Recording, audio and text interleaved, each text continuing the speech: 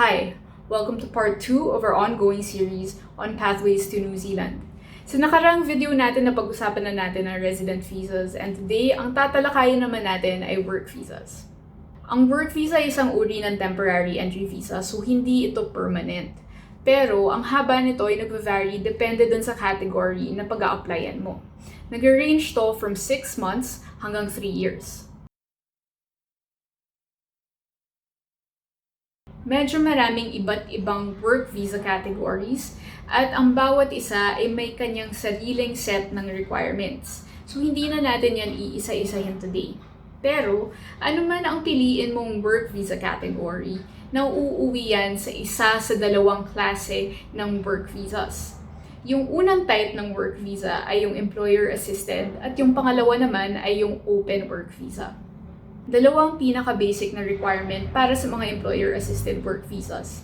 Number 1, kailangan meron na kayong job offer sa New Zealand. At number 2, dapat naman kayo ay suitably qualified by either training or experience para dun sa trabahong inaalok sa inyo. Ang essential skills, work to residence, accredited employer, at ang work to residence long-term skill shortage list ay ilang categories na halimbawa ng employer-assisted work visas. Ang mga open work visa naman ay ibang-iba talaga dun sa employer-assisted. Dahil yung visa mo ay hindi nakasalalay sa job offer, hindi ka nito nililimit sa isang employer, location, or occupation. So basically, kahit anong trabaho sa New Zealand, pwede mong tanggapin. Ang mga open work visa naman, yung eligibility niya usually determined ng iyong personal circumstances. For example, kung ikaw ay may partner na New Zealand resident or citizen, o di kaya holder ng temporary entry visa, posible na mag-apply ka ng isang partnership-based work visa. Para naman sa ating young Filipinos, you do have an additional option, yung tinatawag nating working holiday visa.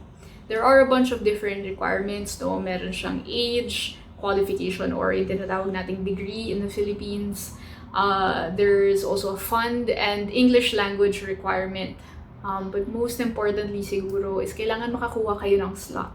Medyo pahirapan ang slots dito sa scheme na to dahil only 100 are available annually. Dahil sa COVID na-defer yung pag-open niya at hindi natin sure kung kailan siya magbubukas ulit. Medyo special din ang working holiday in the sense na kahit hindi ka nakatali sa employer, hindi ka naman pwede magstay sa employer permanently. So if you're on this kind of work visa, may limit yan na 3 months kada employer. Okay, so for this video, the final open work visa that we are gonna talk about ay yung post-study work visa. Post-study work visa, you would have had to study in New Zealand. So may particular lang na courses na nagiging eligible yung tao para dito. These types of work visas are valid from 1 to 3 years depending on the course that you take. We'll probably talk about that a bit more dun sa sunod nating video kasi yung next video natin is gonna be about student visas. So, andito na tayo dun sa point ng episode natin na nire-rate natin according to 3 criteria yung work visas. Yung tatlong criteria na ginamit natin from last episode are number 1, long-term stability. Number 2, it is the cost of the visa. At number 3, yan yung ating speed. Gaano katagal ba bago natin makuha ang ganitong klaseng visa. So, dun sa long-term stability, hindi pinaka-ideal ang work visa dahil hindi siya permanent. Yun lang naman. Pero, moderate yung assessment ko dito, no? Kasi, ito na yung next best thing na makukuha mo sa residence. Dahil meron kang full-time na work rights at umaabot to ng up to 3 years. So hopefully, dun sa period na yun, no, magagawa nyo nang maabot yung requirements ng residence at okay na kayo. Solve na kayo isang work visa pa lang. But there's also the fact na yung mga tao na hindi naman nila nakukuha yung 3-year work visa, let's say for example, 1 year lang yung makuha mo. Medyo minsan may pangambayan kung marirenew next year. Depende kasi nagbabago ang mga immigration policy and depende rin yan sa labor market. So minsan talagang wala sa control mo yung mga pagbabagong nakakapag-affect dun sa iyong application. Secondly, dun sa ating cost naman, sorry tumingin ako sa kode ko. Sa cost naman, ito basically ang pinaka-low cost na visa na meron tayo for longer term stays. Pagdating naman dun sa category, no, kasi medyo marami tayong category, gaya na nabanggit ko kanina, merong mga category na mas mahal i-apply at meron namang mga mas mura. Pero in general, yung range niyan will be the equivalent of about 17,000 to 22,000 pesos. Yan yung INZ fees pa lang. So again, if meron kayong medicals na kailangan gawin, and usually meron, i-add nyo yung cost nun. At kung gagamit kayo ng licensed advisor, please only use licensed people for these kinds of applications. Yun, may additional fees yun. Alright, finally, yung speed. Gano'ng kabilis ba itong mga visa na to? Yung published timeframes niya, medyo matagal. Umabot daw ng 4 months to process 90% of the applications. But realistically, ito na yung medyo mabilis talaga i-process dun sa mga visas that allow you to work, no? From my experience, these kind of work visas, range talaga siya, no? Some categories can be processed faster than others, but just to give you an idea, I have had partnership-based work visas processed as quick as 1 week, up to 2 months. And then, yung ating essential skills, meron na kaming na-process in 5 days. But there are some na umabot ng mga 1-2 months. So, medyo iba-iba talaga. Pero, comparatively, no, kung titingnan naman natin siya, i-compare natin dun sa SMC, talagang mas mabilis naman siya. Kasi kung kaya mo naman makakuha ng work visa in, let's say, 1 to 2 months, ano yung alternative? Kung skilled migrant ka directly, abutin ka naman ng 2 years. So, probably better for you to apply for a work visa.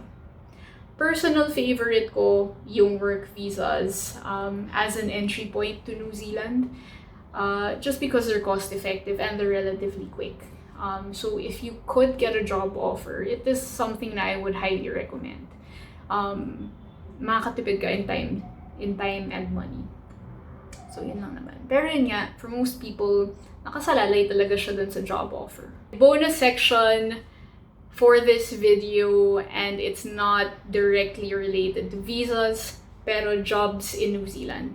Isang common kasi na tanong sa akin is, Rafi, talaga bang meron nakakakuha ng job offers in New Zealand by just looking online?